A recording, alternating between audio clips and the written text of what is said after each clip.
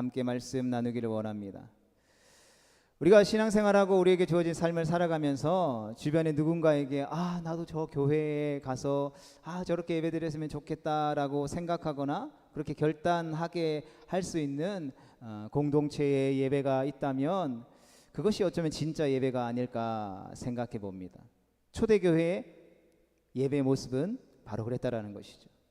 또 누군가 우리를 바라보면서 저 사람이 믿는 하나님이라면 나도 한번 믿어봤으면 좋겠다라고 느끼면서 우리의 모습이 누군가의 삶을 변화시키고 전환시키는 분기점이 될 수 있다면 그것이 진짜 이 시대 가운데 주님이 부르신 그리스도인 예배자의 삶이 아닐까 생각해 보게 되는 것이죠. 초대교회 성도들의 삶이 바로 그러했다라는 것입니다.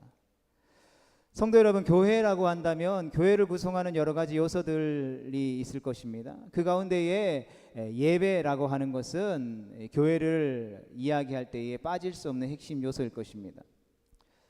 그렇다면 교회로 부름받은 우리의 예배를 우리는 돌아볼 수 있어야 한다라는 것이죠.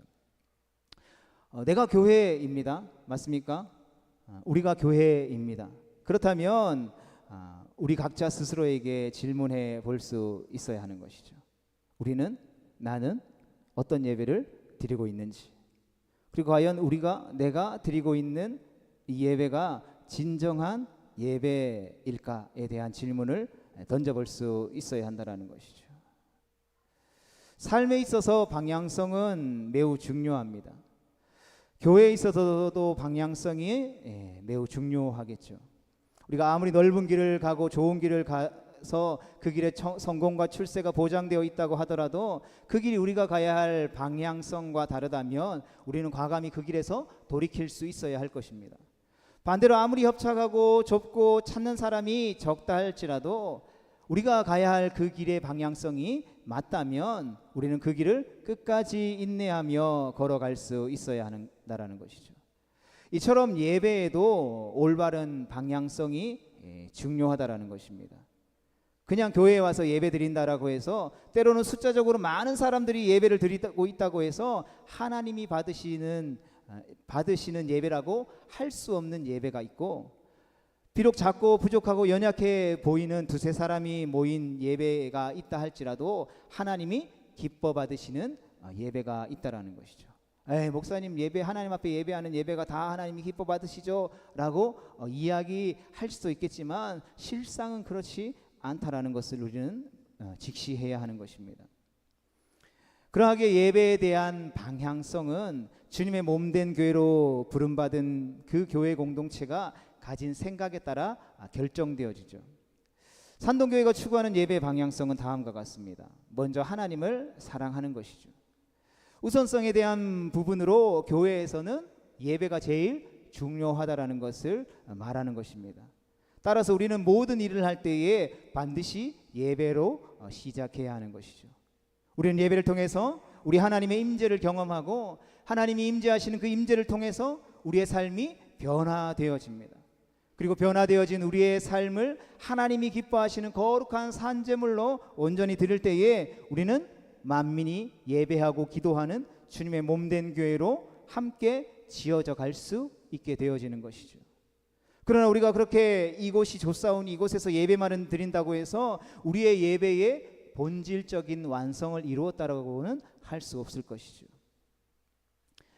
하나님이 우리에게 주신 율법, 그리고 예수님이 그 율법의 완성에 대해서 이야기하면서 하나님을 사랑하는 것만 이야기했다면 우리는 그렇게 하는 것이 맞을 것입니다. 그러나 예수님께서 말씀하신 완성의 두 번째는 무엇입니까? 하나님을 사랑하고 이웃을 사랑하는 것이죠. 그러한 의미에서 우리의 공동체가 모여서 함께 드리는 예배 이후에 우리에게 주어진 삶의 자리 가운데로 어떠한 모습으로 나아가는지에 대해서 고민하고 순종의 발걸음을 옮겨야 할 필요성이 있다는 것이죠. 하나님을 사랑하는 예배를 통해서 이웃 사랑으로 우리의 예배가 확장되어져야만 그 예배가 온전히 완성되어진다라고 할 수 있는 것이죠. 오늘은 그러한 관점에서 교회로 부름받은 우리의 예배를 함께 고민해보고 또 점검해보고 생각해보기를 원합니다. 오늘 본문 말씀을 함께 다시 한번 더 읽어보겠습니다. 요한복음 4장 23절로 24절까지 말씀입니다. 시작. 아버지께 참되게 예배하는 자들은 영과 진리로 예배할 때가 오나니 곧 이때라. 아버지께서는 자기에게 이렇게 예배하는 자들을 찾으시느니라. 하나님은 영이시니 예배하는 자가 영과 진리로 예배할지니라. 아멘. 오늘 본문 말씀은 예수님께서 직접 예배에 관해서 말씀해 주신 유일한 구절입니다. 그런 면에서 우리가 예배를 이야기하고 예배를 생각하고 또 예배를 고민할 때에 기억하고 주목해야 할 가장 중요한 말씀인 것이죠.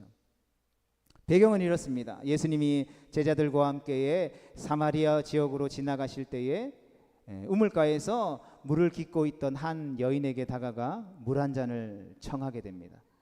그때 여인이 예수님과 이런저런 이야기를 나누다가 예수님이 보통 분이 아니라는 것을 눈치채고 묻습니다.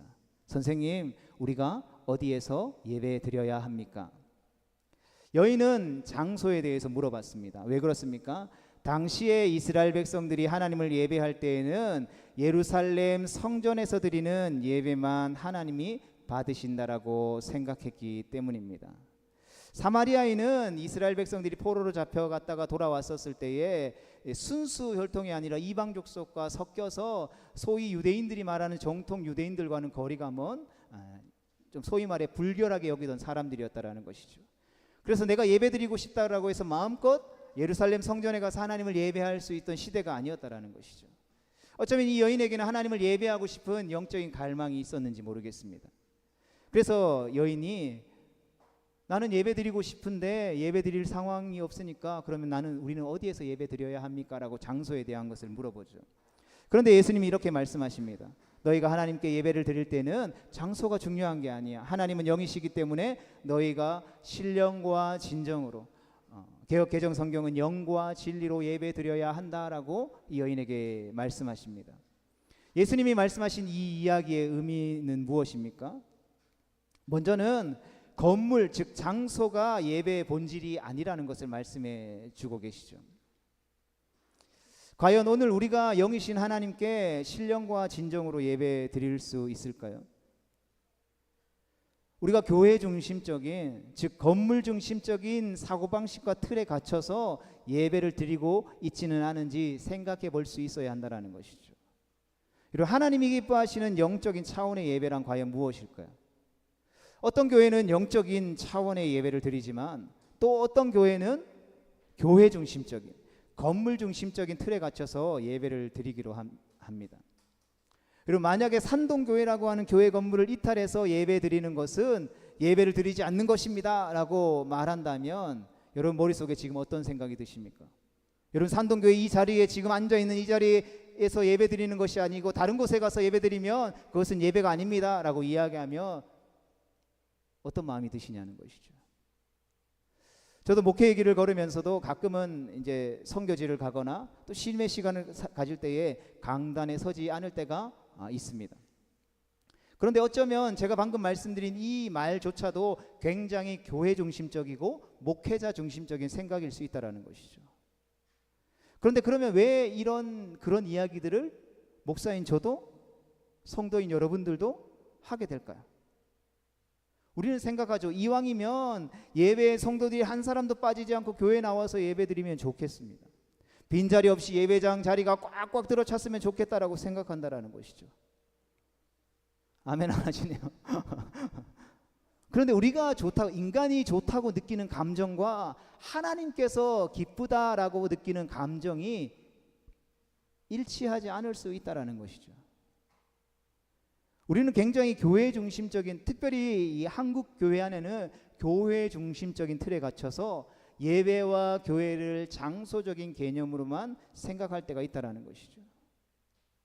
그리고 코로나를 지나면서 이 생각이 한국 교회 안에 쾅 하고 부딪혔잖아요. 그러나 예수님이 말씀하신 영과 진리는 이것을 뛰어넘는 일이었다라는 것이죠.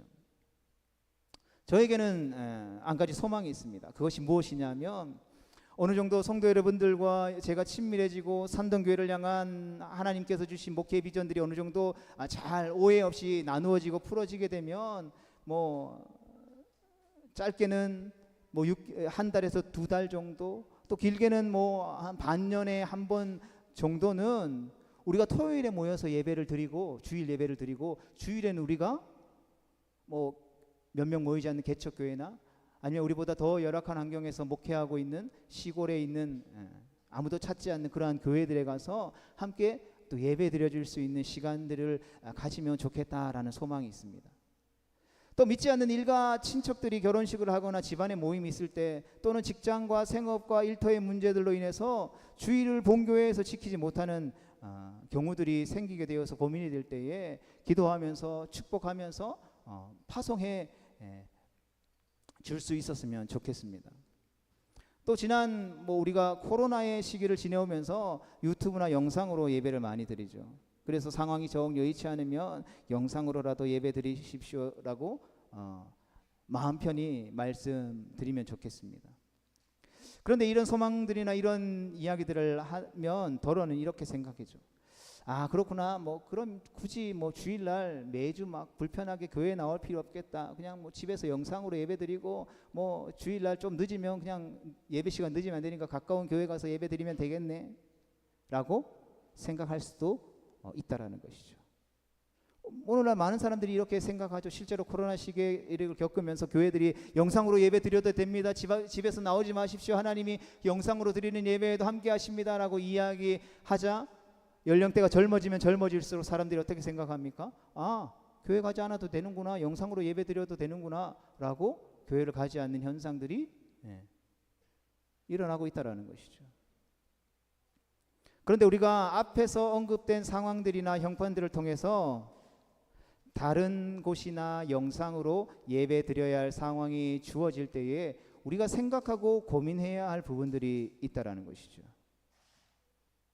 그것은 바로 거기에 신령과 진정이 있느냐라는 것입니다. 여러분, 있다면 오케이죠. 뭐 산동교회만 교회고 뭐 여기 장천에 있는 교회는 교회가 아닙니까? 그렇지 않죠. 모두가 다 교회입니다. 거기에 신령과 진정이 있다면, 영이신 하나님을 예배하는 마음의 중심이 우리에게 있느냐라는 것입니다. 내가 어디를 갔든 무엇을 하든 주님이 나와 함께 하시고, 나의 삶의 걸음과 호흡을 통해서 하나님이 임재하시고, 그 상황에서 드리는 예배를 하나님이 기뻐 받으시냐라는 것이죠. 그럼 그것이 있다면 장소가 중요하겠습니까? 시간이 중요하겠습니까? 성대로 우리는 흔히 교회에서 사람을 분류할 때에 예수님을 믿는 사람과 예수님을 믿지 않는 사람들을 분류하곤 하죠. 그런데 엄밀히 구분하자면 예수님을 믿는 사람과 예수님을 믿을 사람으로 분류하는 것이 더 정확한 분류이지 않을까요? 그런 의미에서 산동교회가 매 주일마다 모여서 예배드리고 있지만, 아직 이곳에서 예배를 드리지 않는 사람들을 위해서 무엇을, 그리고 어떻게 준비할 것인가 고민해 봐야 된다는 것이죠. 그래서 우리가 무작정 교회 오세요가 아니라, 아직 예배를 드리고 있지 않는 사람들을 위해서 우리에게 먼저 예배를 통해서 한 영혼을 천하보다 귀하게 여기시는 하나님의 마음이 부어질 수 있도록 그 영혼을 사랑하는 마음이 있어야 하겠죠. 그리고 또 다른 하나는 교회와 예배에 그러한 믿게 될 사람들이 적응할 수 있도록 도울 수 있는 지혜와 믿음이 필요한 것이죠. 그러기 위해서 우리는 예배를 철저하게 준비해야 합니다. 때로는 우리의 예배의 형식을 바꿀 필요도 있다는 것이죠. 어떤 사람들이 묻습니다. 아니, 우리 중에도 말은 안 하지만 그런 생각을 할 수도 있을 것입니다. 산동교회 70년 동안 그런 예배 안 드려왔는데 왜 산동교회는 갑자기 이런 예배를 드리고 이런 예배를 드려야 하는가요? 이런 예배라고 하는 말에는 우리가 예배를 통해 추구하는 목적이 있다는 것이죠. 그런 산동교회가 이러한 예배를 드리는 이유는 내가 먼저 하나님의 임재 가운데 살아계신 하나님을 신령과 진정으로 예배 드리는 것입니다. 내가 어떤 예배를 드려야 하나님이 기뻐 받으시는 예배가 될까 늘 고민해야 한다는 것이죠. 한 주간 세상 속에 살아가다가 일요일 날 오전 11시에 산동교회 의자에 앉아와서 예배 드린다라고 해서 우리가 예배 드리는 것이 아니라는 것이죠. 그것만으로 예배 드린다라고 할 수 없다라는 것입니다. 그 고민 가운데 영과 진리로 하나님을 예배하고, 그리고 내가 먼저 예배 가운데 만난 하나님을 이 예배 자리 가운데 초청해서 나온 그 한 영혼이 만날 수 있도록 다리의 역할을 하기 위한 것이죠. 그래서 우리가 이런 예배를 드리는 것이죠. 여러분, 살아계신 하나님을 향한 믿음과 살아계신 하나님이 함께 하신다라는, 오늘도 살아 역사하시는 그 하나님을 만나지 않는 그 형식적인 종교적인 예배를 우리가 드리고, 어떻게 하나님의 잃어버린, 사탄에게 빼앗겨버린 하나님이 오늘도 돌아오길 원하시는 그 한 영혼을 주님 앞에 돌이켜서 이 자리에 나와서 예배할 수 있게 할 수 있냐라는 것이죠. 우리가 먼저 예배 가운데 살아나지 않는데 어떻게 죽어가는 저 영혼들을 예배를 통해서 살릴 수 있겠냐라는 것이죠. 성도 여러분, 이것이 신령과 진정으로 드리는 예배의 본질, 예배와 교회의 온전한 방향성이 아닌가 생각해 보게 되는 것이죠. 두 번째로, 우리의 예배는 하나님이 받으시는 예배인가입니다. 예배에 있어서 가장 중요한 모범을 보여주시는 것 하나가 바로 창세기 4장에 나오죠. 우리가 잘 알고 있는 가인과 아벨의 예배의 모습입니다. 아담과 하와가 선악을 알게 하는 나무의 실과를 먹고 에덴 동산에서 쫓겨나게 되죠. 그리고 가인을 낳고 아벨을 낳게 됩니다. 아담과 하와가 낳은 가인과 아벨이 하나님 앞에 처음으로 예배를 드리게 되죠. 하나님이 아벨의 제물은 받으시고 가인의 제물은 받지 않으셨습니다. 그런 성경 어디에도 내가 두 예배 중에 하나만 받겠다라고 말씀하신 구절이 없다라는 것이죠. 그런데 왜 하나님은 아벨의 제물만 받으셨을까요? 성경이 이렇게 기록하고 있습니다. 창세기 4장 4절 말씀 같이 읽어보겠습니다. 시작. 아벨은 자기도 양의 첫 새끼와 그 기름을 드렸더니. 아멘. 우리가 성경에서 유일한 단서를 찾는다면 아벨은 하나님께 양의 첫 새끼를 구별해서 드렸다라는 것이죠. 그래서 우리가 신령과 진정으로 예배를 드리는 데 있어서 제일 중요한 것은 바로 구별하여 드리는가에 있다라는 것이죠. 여러분, 한국교회는 왜 예배, 교회 생각할 때에 자꾸 공간적인 개념만을 생각할까요? 또 예배당의 건물과 공간을 위해서 왜 우리는 너무 많은 물질을 투자하고 있는 것일까요? 큰 건물이 잘못되었다라는 것을 이야기하는 것이 아닙니다. 비판하고자 함이 절대 아니라는 것을 주의하셔야 합니다. 큰 교회는 그 나름대로의 사명이 있죠. 앞으로 이제 구미시의 평가가 통과되고 이제 이 지역이 재개발되고 이 교회의 터가 밀리고 우리 산동교회도 새로운 교회를 세워야 하겠죠. 우리에게 있어서 매우 중요한 기도 제목이 될 것입니다. 성도 여러분, 우리가 예배드리는 목적이 무엇입니까? 우리가 예배드리는 목적이 얼마나 많은 사람이 이 공간에 모여서 예배드리는가에 있습니까? 아니면 얼마나 신령과 진정으로 하나님 앞에 예배드리는가에 있습니까? 바라기는 후자이기를 간절히 소망합니다. 우리가 형식적으로 전통적으로 생각을 가지고 있으면 교회 중심, 건물 중심의 예배를 드릴 수밖에 없다라는 것이죠. 그러나 반대로 하나님께서 기뻐하시는 일이 무엇일까를 우리가 계속해서 생각해 보면 교회는 이전에 우리가 경험해 보지 못했던 새로운 지경을 열어갈 수 있을 것으로 확신합니다. 이것이 우리의 비전인 것이죠. 그러하게 교회가 추구하는 중요한 예배의 원칙은 어떻게 신령과 진정의 예배를 하나님 앞에 드릴 수 있을 것인가? 어떻게 예배 드리는 것이 하나님이 기뻐하시는 것일까? 하나님이 기뻐하시는 예배라면 누워서 예배 드릴 수 있어야죠. 정말 이 시대 가운데 하나님이 우리에게 기뻐하시는 예배를 드리는 것이 서서 1시간 동안 예배 드리는 것이라면 서서 예배 드릴 수 있어야 하는 것이죠. 시편에 보면 예배의 가장 중요한 요소를 이야기하죠. 바로 찬양과 감사를 이야기합니다. 결국 찬양과 감사라는 것입니다. 예배는. 시편에는 이 두 단어가 112번이나 등장하죠. 시편 100편 4절 말씀 같이 읽어보겠습니다. 시작. 감사함으로 그의 문에 들어가며 찬송함으로 그의 궁정에 들어가서 그에게 감사하며 그의 이름을 송축할지어다. 아멘. 성도 여러분, 예배드리면서 저에게는 소망이 있습니다. 그것은 바로 여러분들과 함께 모여 주님을 예배할 때에 우리가 진정으로 감사하고 하나님을 찬양하는 일들이 일어났으면 좋겠다라는 소망인 것이죠. 제가 앞에서 예배를 인도한다고 해서 제가 시키는 대로만 하는 것이 아니라 우리 각자가 이 공간 가운데 함께 하셔서 임재하시는 그 하나님과 1대1로 예배할 수 있어야 하는 것입니다. 여러분 상상해 보십시오. 우리가 하나님 감사합니다라고 이야기할 때 고개 푹 숙이고 합니까? 아니죠. 하늘에 계신 하나님을 향하여서 두 손과 두 얼굴을 들고 하죠. 그럼 어떻게 됩니까? 이 땅을 향하고 있어 굽고 움츠리고 있던 우리의 어깨와 목과 자세들이 펼쳐지게 되는 것이죠. 어떤 목사님이 그러시더라고요. 우리가 예배드릴 때 하는 올바른 자세야말로 가장 건강한 자세입니다. 근데 실제로 그렇더라고요. 우리가 진정으로 하나님을 향하여서 감사와 찬양을 드리면서 하나님 앞으로 나아갈 때에 우리의 몸과 자세와 표정이 얼마나 밝아지는지 모릅니다. 여러분, 하나님을 예배하는 데에 죽을 상을 하고 예배 드릴 수 있겠습니까?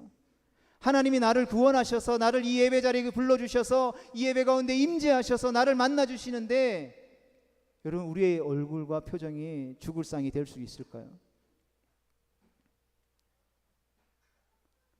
강단에 서서 설교를 하거나 예배를 인도하다 보면 그것이 다 느껴지죠. 와, 이 성도님 진짜 예배하고 있구나. 진짜 하나님을 만나고 있구나. 하나님을 향한 감사와 찬양이 넘쳐나고 있구나. 그러면 앞에서 예배 인도하는 제가 그 모습을 통해서 더 큰 은혜를 받게 되더라는 것이죠. 우리가 신령과 진정으로 하나님을 향한 감사와 찬양을 선포하며 예배드리는 것, 이것이 진정한 예배 공동체의 모습이 아닐까요? 우리가 그렇게 예배드릴 때에 이곳에서 함께 예배드리는 공동체뿐만 아니라 아직은 아니지만 곧 예수님을 믿을 사람이 찾아올 때에 그 은혜의 강물이 흘러가서 동일한 은혜를 받게 되지 않을까요? 여러분, 에스겔 47장에 나오는 성전에서 흐르는 강물의 그 예언의 모습이 그러한 모습이잖아요. 성전에서 예배할 때에 은혜의 강물들이 그 성전 문지방을 타고 흘러서 닿는 곳마다 살아나고 회복되어질 뿐만 아니라 풍성케 되어지는 역사가 나타나는 것이죠. 여러분, 그러한 의미에서 하나님을 예배하는 사람, 하나님을 믿는 성도들이 가는 곳곳마다 어떠한 일들이 일어난다고요? 회복되어지고 온전케 되어지고 치유되어지고 풍성케 되어지는 기쁨과 찬양이 넘쳐나는 일들이 일어난다라고요. 그런 은혜가 우리의 삶 가운데 가득 넘치기를 축복합니다. 여러분, 새신자가 교회에 나와서 정착해서 그 교회에 계속 나올까 말까를 결정하는 첫 번째 요인이 무엇인지 아십니까? 대개는 사람들이 목사님이 의뢰로운 설교를 하거나 찬양팀의 찬양이 너무 좋거나 아니면 그 교회 시설이 너무 좋거나 아니면 그 교회에서 하고 있는 프로그램들을 떠올리기 마련입니다. 우리도 그렇죠. 교회 시설이 더 삐까뻔쩍하게 좋았으면 좋겠고 막 수십 명의 찬양대 성가대에 서서 아름다운 꾀꼬리 같은 소리로 찬양을 하면 더 은혜가 되고 막 교회에 나오고 싶고 막 이 교회 평생 뼈를 묻고 싶은 생각이 들 거라고 생각하잖아요. 그런데 실제로 조사해보니까 그렇지 않더라는 것이죠. 어차피 처음 나온 사람은 아무리 좋은 설교를 해도 그 설교가 무슨 내용인지 모른다는 것이죠. 아무리 좋은 찬양을 해도 그 찬양이 무슨 찬양인지 모른다라는 것이죠. 그럼 과연 무엇일까요? 그들의 설문을 조사해 보니까 그들 옆 사람 앞에 앉아, 우리가 처음 교회 나오면 이렇게 두리번 하잖아요. 이 사람은 어떻게 예배드리나, 교회 모습은 어떠나. 그러면서 그들 눈에 뭐가 들어온다고요? 옆에서 예배하고 있는 성도들의 모습이 눈에 들어온다라는 것이죠. 그리고 그들 눈에 비친 예배하는 그 성도 한 사람 한 사람의 모습을 통해서 이 교회에 나올지 말지를 결정한다라는 것이죠. 무슨 말입니까? 내가 처음 교회에 나와서 이렇게 예배 딱 드리는데 산동교회 성도님들이 예배 드리는 모습들을 보니까 이 교회에도 별거 없구나 라는 생각을 하거나 이 교회는 진짜 뭔가 있구나, 진짜 하나님을 예배하는 것 같구나라는 것을 새로 온 분들이 느낀다라는 것이죠. 왜요? 사람은 영적인 동물이기 때문에 그걸 다 느낀다라는 것이죠.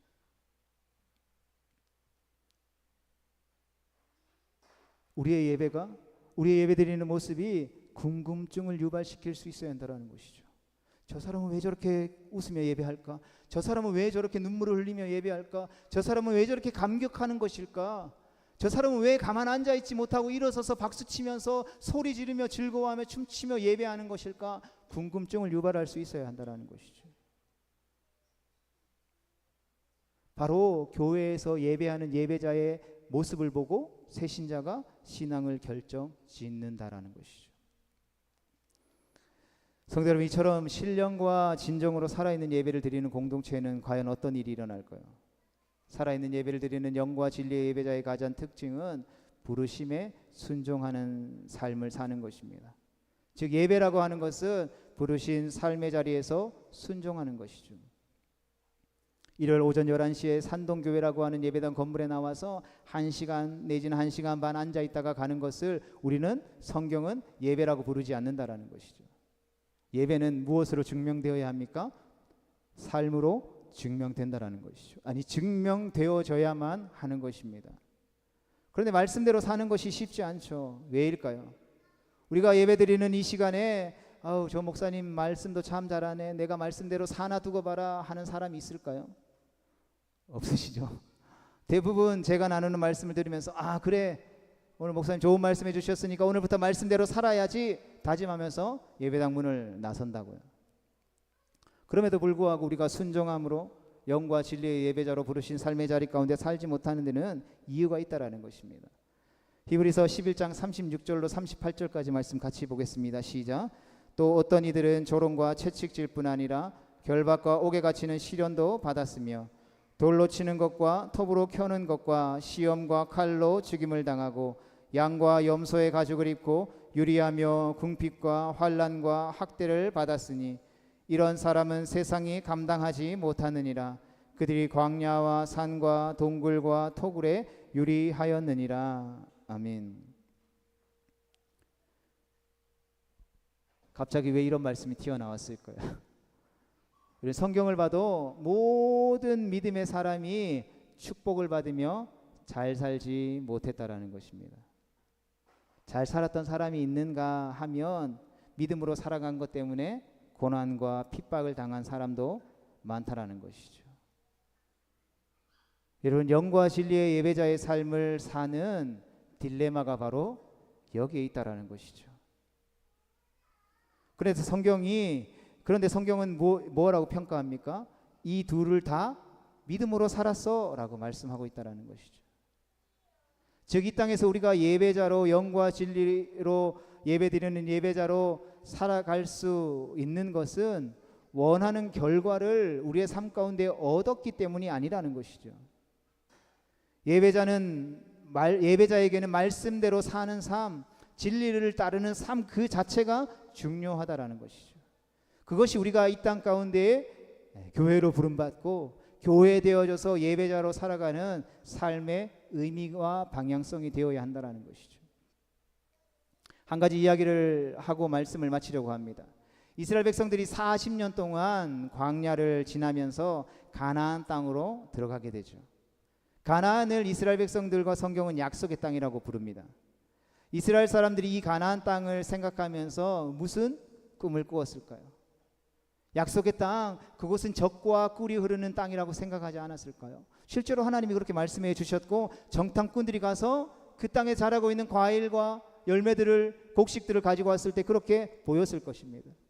그런데 그 땅으로 가는 여정을 담은 성경의 출애굽기, 레위기, 민수기, 신명기의 말씀을 우리가 유심히 살펴보면 그 약속의 땅, 그 젖과 꿀이 흐르는 가나안 땅에 들어가서 이스라엘 백성들이 어떻게 살아야 할지를 가르치는 내용이 대부분이라는 것이죠.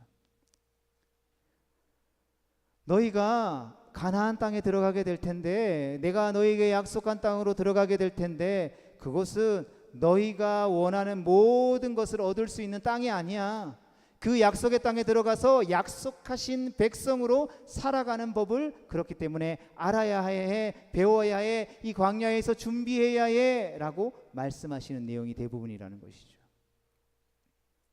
마치 우리를 향해서 너희가 이곳에서 예배드리는 삶이 너희 삶의 모든 예배가 끝이 아니라 우리가 예배를 마치고 삶의 자리로 나아가는 것이 광야의 생활을 마치고 가나안 땅으로 나아가는 것과 같은 것이야 라고 말씀하고 있다는 것이죠. 이스라엘 백성들에게 가나안 땅이 하나님이 주신 약속의 땅이었던 것처럼 하나님께서 우리를 살아가게 하시는 우리의 삶의 자리가 하나님이 약속하신 약속의 땅이라는 것입니다. 그런데 그것은 우리가 원하는 곳이 아닐 수도 있다는 것이죠. 누군가의 인생은 풍요로운 땅일 수도 있겠지만 누군가에게는 광야와 같은 땅일 수도 있다는 것이죠. 사람들 때문에 힘들고 경제적으로 위협받는 척박한 땅일 수도 있다라는 것이죠.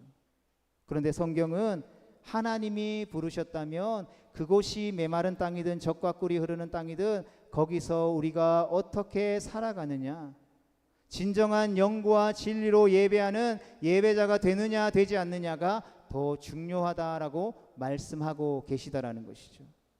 그것이 바로 교회로 부름받은 교회의 삶이며 예배자의 삶이라는 것이죠. 그것이 영과 진리로 살아있는 예배를 드리는 교회와 교회 공동체라는 것입니다. 성도 여러분, 이스라엘 백성들이 광야에서 40년 동안 하나님께 예배 드리는 것이 쉬웠을까요? 어려웠을까요? 어렵지 않았을 것입니다. 왜 그렇습니까? 광야는 어떤 곳입니까? 아무것도 없는 것이죠. 하나님의 도움 없이는 살아갈 수 없기 때문인 것입니다. 그래서 힘들고 어려운 일을 만날 때마다 그들은 하나님을 예배했죠. 가는 곳마다 성막을 세우고 하나님을 찬양했습니다. 하나님이 가자 하면 아멘 하고 따라갔고, 하나님이 멈춰 하면 멈춰 섰습니다. 그런데 하나님이 약속하신 이끌고 가셨던 그 가나안 땅에 들어갔더니 그 땅은 뭘 하고 있습니까? 농사를 짓고 있었습니다. 그 말은 무슨 말입니까? 더 이상 광야 40년 동안 하나님이 이스라엘 백성들을 위해서 준비해 놓으신 만나와 메추라기가 필요가 없었다라는 것이죠. 법궤를 메고 하나님의 장막을 따라 이동할 필요도 없었다라는 것입니다. 거기에는 눈에 보이지 않는 하나님의 도움을 구하지 않고 당장 눈에 보이는 풍요의 신인, 비를 내리는 신인 바알을 숭배했습니다. 바알을 섬겨야 그곳에서 그곳 사람들과 함께 어우러져 살 수 있었다라는 것이죠. 그래서 하나님이 약속하신 약속의 땅에 들어가서 결국 이스라엘 백성들은 어떻게 되었습니까? 하나님을 버리고 우상을 섬기게 됐죠. 이런 아이러니하지 않습니까? 그런데 이스라엘 백성들의 삶만 그런 것이 아니라 우리의 삶도 마찬가지라는 것이죠. 오늘 예배 드리고 예배 가운데 은혜 받았어 라고 생각하면서 감동에 젖어서 은혜 받고 세상에 나아갔는데, 나를 부르신 삶의 자리 가운데 나아갔는데 거기는 하나님을 예배하기에 좋은 환경이 아니라는 것이죠. 돈과 명예와 힘과 권력이 있습니다. 우리를 넘어뜨리려고 무너뜨리려고 하는 온갖 유혹이 넘쳐나는 것이죠. 우리가 이런 세상과 같은 관점과 가치를 가지고 세상의 축복을 누리는 것을 추구하며 산다면 어떻게 우리가 영과 진리의 예배자가 되어질 수 있겠습니까? 그래서 하나님은 오늘 예배자의 삶을 살기로 다시 한 번 더 이 말씀 앞에 결단하며 나아가는 우리를 향해 순종을 요구하는 것이죠. 광야를 건너는 이스라엘 백성들에게 그러셨던 것처럼 가나안 땅 약속의 땅에서 하나님의 백성으로 살아가야 하는 방법이 무엇인지 가르쳐주고 계시다라는 것입니다. 그리고 그 방법은 바로 부르신 그곳 가운데에서 영과 진리로 예배하는 예배자의 삶을 살라고 명령하시는 것이죠. 성도 여러분, 우리는 교회입니다. 주님이 우리를 교회로 불러주셨습니다. 우리 한 사람 한 사람이 주님의 몸된 교회이며 산동교회입니다. 그리고 교회로 부름받은 우리 모두가 다 예배자인 것이죠. 그러하기에 부르신 삶의 자리에서 예배자의 삶을 살아가는 교회가 될 수 있기를 주님의 이름으로 축복합니다. 세상의 유혹과 시험에 넘어지지 않도록 순종의 삶을 위해 피 흘리기까지 치열하게 싸울 수 있기를 축복합니다. 우리가 주님 앞에 섰을 때에 주님, 제가 세상에서 흔들리지 않고 넘어지지 않고 믿음으로 순종의 삶을 살며 예배자의 삶을 살다가 왔다라고 고백할 수 있도록, 여러분, 우리가 그렇게 부르신 삶의 자리 가운데에서 예배자의 삶을 산다면 우리의 예배에 어떻게 불평이 있을 수 있겠습니까? 우리가 드리는 예배에 어떻게 불만이 있을 수 있습니까? 그리고 감사와 찬양과 감격의 눈물이 넘쳐나지 않겠습니까? 우리가 그러한 교회로 함께 지어져 갈 수 있기를 축복합니다. 바라기는 한 주간 부르신 삶의 자리에서 치열하게 말씀을 의지하며 살다가 우리가 함께 다시 모였을 때에 예배당에 발을 들이는 그 순간 우리의 가슴이 주님의 임재와 주님의 은혜로 뭉클해지기를, 그래서 주님, 내가 예배자의 삶을 살다가 왔습니다라고 고백하게 될 수 있기를 그러한 주님의 몸된 교회로 우리가 다시 한 번 더 세워져 가고 주님 앞에 서는 그날까지 그러한 영과 진리의 예배자 되어질 수 있기를 주님의 이름으로 축복합니다. 기도하겠습니다.